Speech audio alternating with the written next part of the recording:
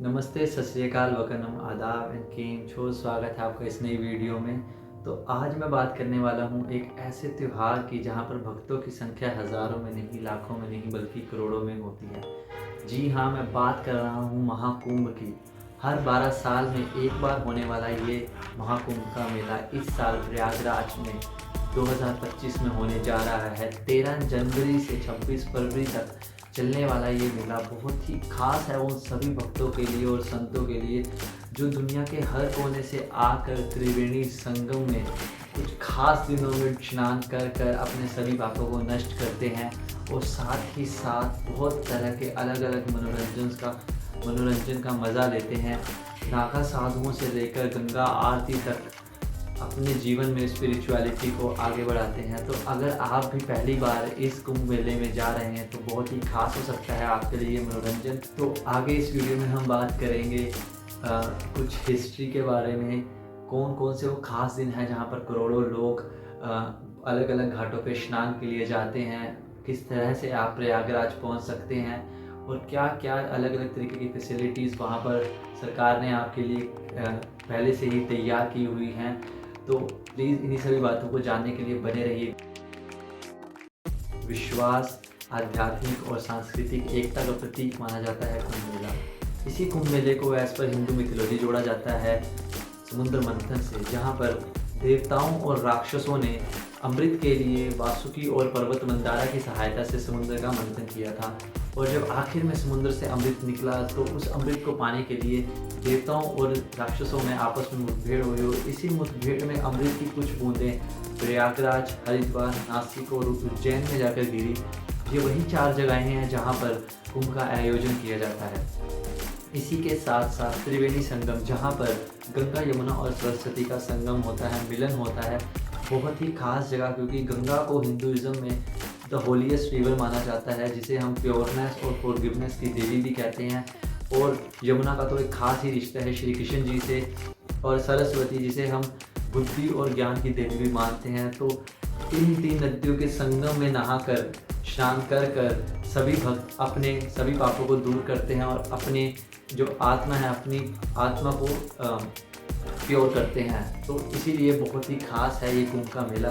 तो आगे बढ़ते हैं, कुछ ऐसे खास दिन जो आपको बिल्कुल ध्यान रखने चाहिए अगर आप पहली बार इस कुंभ मेले में जा रहे हैं। तो महाकुंभ का जो समय है वो सूर्य, चंद्रमा और बृहस्पति की एस्ट्रोलॉजिकल पोजीशंस को देख के तय किया जाता है। तो 55 दिन के इस त्यौहार में से 6 दिन, जिन्हें शाही स्नान का दिन भी बोला जाता है, जिस दिन सबसे ज़्यादा भीड़ भक्तों की स्नान करती है, और इन्हीं दिनों को सबसे ज़्यादा स्पिरिचुअल डेज भी बोला जाता है स्नान के लिए। तो उनमें से पहला दिन है वो है 13 जनवरी का, जिसे पौष पूर्णिमा भी बोला जाता है। जिस दिन पौष पूर्णिमा है, इस दिन फुल मून होता है एंड इस महाकुंभ के मेले की शुरुआत भी होती है। और जी हाँ, और दूसरा जो दिन है वो है 14 जनवरी का, जिस दिन मकर संक्रांति। इस दिन, जैसा कि नाम बताता है, मकर, सूर्य जो होता है वो मकर में एंटर करता है और इस दिन से लंबे दिनों की शुरुआत होती है और दिन जो होते हैं वो बड़े होने लग जाते हैं। तीसरा जो दिन है वो दिन है मौनी अमावस्या का, 29 जनवरी। तो इस दिन जो साधु संत होते हैं वो शांति को अब्जॉर्व करते हैं और वातावरण में बहुत और स्पिरिचुअलिटी को बढ़ाते हैं। चौथा जो दिन है वो है बसंत पंचमी का, 3 फरवरी। जैसा कि नाम बताता है, इस दिन से बसंत का सीज़न जो होता है वो शुरू होता है और इस दिन हम देवी सरस्वती की पूजा करते हैं, जो कि बुद्धि और विद्या की देवी है। 5वां जो दिन है वो है माघी पूर्णिमा का। इस दिन भी एक फुल मून की नाइट होती है और सभी जो भक्त हैं वो स्नान के लिए जाते हैं। छठा और महाकुंभ का आखिरी दिन 26 फरवरी, महाशिवरात्रि का दिन। इस दिन सभी भक्त शिव जी की पूजा करते हैं और शिव जी का ध्यान लगाते हैं और गंगा में स्नान करते हैं। जी हाँ, तो चलिए अब बात करते हैं कि आप प्रयागराज में कुंभ मेले का मज़ा लेने के लिए किन किन तरह से पहुंच सकते हैं। तो सबसे पहले हम बात करते हैं एयरपोर्ट्स की। तो सबसे पहला एयरपोर्ट जो कि प्रयागराज में ही है, जिसे बमोली एयरपोर्ट भी कहते हैं, वो प्रयागराज से सिर्फ 12 किलोमीटर दूर है और सबसे बेस्ट ऑप्शन रहेगा आपके लिए अगर आप एयरपोर्ट के थ्रू आना चाहते हैं। ये एयरपोर्ट लिमिटेड फ़्लाइट्स के साथ आता है, जहाँ पे एयर इंडिया और इंडिगो की फ़्लाइट्स होती हैं। तो आप पहले चेक करें एंड अगर एक टिकट से अवेलेबल है तो प्लीज़ इसी एयरपोर्ट पर बुक करें। दूसरे नंबर पर जो एयरपोर्ट है वो है वाराणसी के अंदर लाल बहादुर शास्त्री एयरपोर्ट, ये एयरपोर्ट 120 किलोमीटर दूर है प्रयागराज से और बहुत सारी फ़्लाइट्स यहाँ से चलती हैं। ये भी एक अच्छा ऑप्शन रहेगा आपके लिए क्योंकि फ़्लाइट्स का ऑप्शन बहुत ज़्यादा है।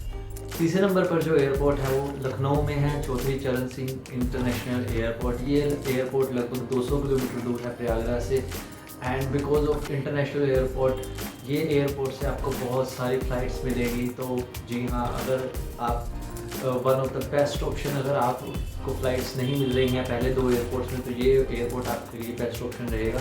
और इसके बाद इस एयरपोर्ट पर उतरने के बाद आप लोकल ट्रांसपोर्ट या रेलवे के थ्रू भी जा सकते हैं। तो चलिए अब दूसरे नंबर पे बात करते हैं कि अगर आप रेलवे के थ्रू आना चाहते हैं तो प्रयागराज जंक्शन एक बहुत ही बड़ा रेलवे स्टेशन है, one of the busiest railway station है जो कि कनेक्टिविटी प्रोवाइड करता है इंडिया की लगभग हर मेजर सिटी के साथ, जैसे कि दिल्ली, चेन्नई, मुंबई।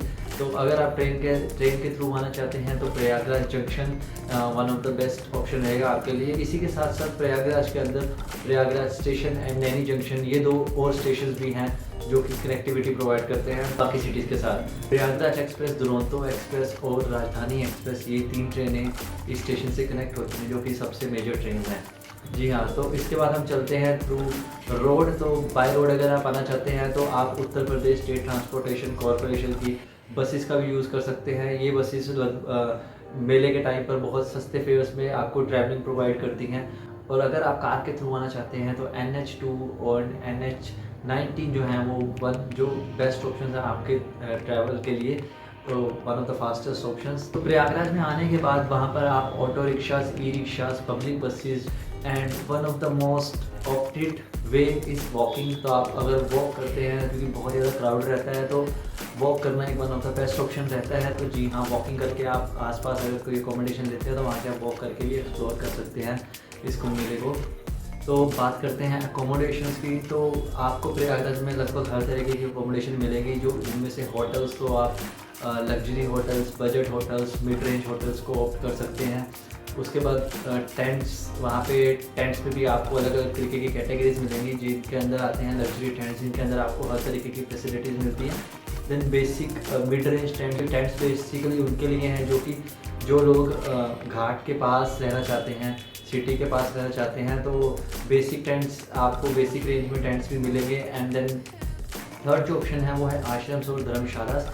तो ये आश्रम और धर्मशाला जो रन किए जाते हैं रिलीजियस ऑर्गेनाइजेशंस के थ्रू, जहाँ पे आप जाकर सस्ते दाम में वहाँ पर रह सकते हैं और आपको सभी बेसिक फैसिलिटीज़ मिलेंगी, ठीक है। एंड देन साथ ही साथ कुछ स्पिरिचुअल एक्टिविटीज़ भी वहाँ पर होती रहती है, तो उनका भी आप साथ ही साथ मज़ा ले पाएंगे। देन लास्ट ऑप्शन जो आपके लिए रहने के लिए है वो है guest house and home stage. तो यहाँ पे एक बहुत ही पर्सनल एक्सपीरियंस वहाँ के लोकल गेस्ट हाउस में रहकर आपको मिल सकता है। तो जो सबसे इम्पोर्टेंट बात है जो आपको इस अकोमोडेशन के टाइम पे ध्यान देनी चाहिए वो है कि क्लोज टू बाथिंग घाट्स की आपका जो अगर आप पास में लेना चाहते हैं तो आप टेंट्स को प्रेफर कर सकते हैं। देन दूसरी चीज़ है एक्सपीरियंस या आपका कंफर्ट। तो अगर आप कंफर्ट को चूज़ करना चाहते हैं तो आप लग्जरी होटल्स की तरफ भी जा सकते हैं, और अगर एक्सपीरियंस को चूज़ करना चाहते हैं तो आप आश्रम्स की तरफ जा सकते हैं, वहाँ पे आपको बहुत ज़्यादा अच्छा एक्सपीरियंस मिलेगा। बात करते हैं कुछ ऐसी खास रिलीजियस और कल्चरल एक्टिविटीज़ की जो अगर आप जा रहे हैं आपको बिल्कुल ध्यान में रखनी है। तो पहला है वो है स्नान। तो शाही स्नान के दिन जो हम पहले ही डिस्कस कर चुके हैं तो वो आपको बिल्कुल नहीं भूलना। तो उन्हीं शाही स्नान के दिनों में आपको एक बार स्नान जरूर करना है। दूसरा है नागा साधु की परेड्स। तो लगभग शाही स्नान के दिनों में ही सभी नागा साधु जिनका एक अलग ही वैभव होता है, बहुत ही शानदार तरीके से एक परेड जो है प्रेजेंट करते हैं, जो परेड मोस्टली हाथियों और घोड़ों पर होती है। तो ये परेड भी आपको एक बहुत शानदार एक्सपीरियंस देगी। तो तीसरा जो होता है वो है धार्मिक प्रवचन। तो बहुत सारे अखाड़ा और स्टेजेस में कुछ one of the most respected leaders जो होते हैं वो ये धार्मिक प्रवचन देते हैं। ये प्रवचन बहुत ही अलग अलग तरीके के टॉपिक्स पे होते हैं, जैसे कि सामान्य जीवन, मेडिटेशन, देन आपके रिचुअल्स। ये सब आपको हेल्प करता है डीपर अंडरस्टैंडिंग लेने में हिंदुज़म के बारे में।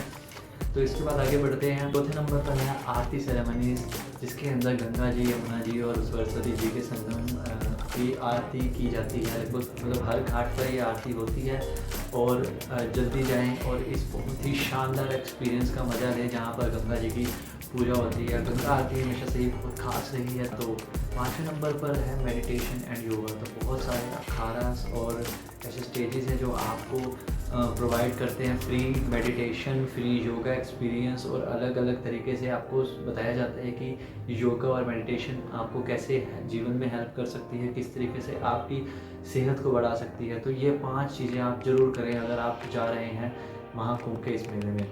तो आखिर में बात करते हैं कुछ ऐसी अट्रैक्शंस की जो कि आपको बिल्कुल मिस नहीं करनी चाहिए इस मेले के दौरान। सबसे पहली अट्रैक्शन है, इसके बारे में पहले भी बहुत बार डिस्कस कर चुके हैं, वो है त्रिवेणी संगम, जहाँ पे गंगा, यमुना और सरस्वती जी का मिलन होता है। जी हाँ, शाही स्नान के लिए सबसे खास मानी जाने वाली ये जगह बहुत ही शानदार और शानदार एक्सपीरियंस आपको प्रोवाइड करती है। तो इसके बाद आता है हनुमान टेम्पल। इस टेम्पल के अंदर हनुमान जी की एक रिक्लाइंड मूर्ति है जो कि मानसून के मौसम में पूरी तरह से पानी में सबमर्ज हो जाती है। तो इस टेम्पल में पूजा करना भी एक बहुत ही खास माना गया है, तो यहाँ पर जाना मत भूलें। तीसरे नंबर पर है पातालपुरी एंड अक्षयवट। इस दुनिया में सबसे पुराने टेम्पल में से एक माने जाने वाला ये टेम्पल जो कि अक्षयवट के साथ है। अक्षयवट मीन्स एक बनियन ट्री, जिसे इटर्नल लाइफ का सिंबल भी माना जाता है, और बहुत ही मज़ा आता है। अंडरग्राउंड है ये टेम्पल, तो इसे एक्सप्लोर करने में भी आपको एक बहुत ही अच्छा अनुभव मिलेगा। तो चौथे नंबर पर आता है अलाहाबाद फोर्ट। 1853 में बनाया जाने वाला ये फोर्ट एक बहुत ही खास आर्किटेक्चर है, और इसी के अंदर है पातालपुरी टेम्पल, अशोका पिलर, और उसी के साथ साथ सरस्वती कूप। ऐसा माना जाता है कि यही कुआं सरस्वती का सोर्स भी है। और हालांकि मोस्ट ऑफ द एरिया इस फोर्ट का एक मिलिट्री एरिया है, तो लेकिन जहाँ जो भी एक्सेसिबल एरियाज़ हैं वो आपको भारत की मतलब एक ग्लिम्स जरूर देगा। 5वें नंबर पर आता है आनंद भवन। यही भवन पहले नेहरू फैमिली का घर भी हुआ करता था, जिसे अब म्यूज़ियम में कन्वर्ट कर दिया गया है। इस म्यूज़ियम में आपको बहुत सारे इंडिपेंडेंस से रिलेटेड चीज़ें मिलेंगी जो कि बताती हैं इंडिया के इंडिपेंडेंस के स्ट्रगल को, और इसी के साथ साथ नेहरू फैमिली से रिलेटेड फ़ोटोग्राफ्स, लेटर्स, जो कि इंडिया की एक रिच हिस्ट्री का झलक भी देती हैं। तो जी हाँ, इसी के साथ हमारी जो वीडियो है वो होती है ख़त्म, और मैं आशा करता हूँ कि मैं आपको इस वीडियो के द्वारा सभी जानकारी, इम्पोर्टेंट जो इन्फॉर्मेशन थी वो महाकुंभ के बारे में दे पाया। और इसी के साथ करते हैं हमारी वीडियो ख़त्म। जी हाँ, धन्यवाद वीडियो देखने के लिए। जय हिंद।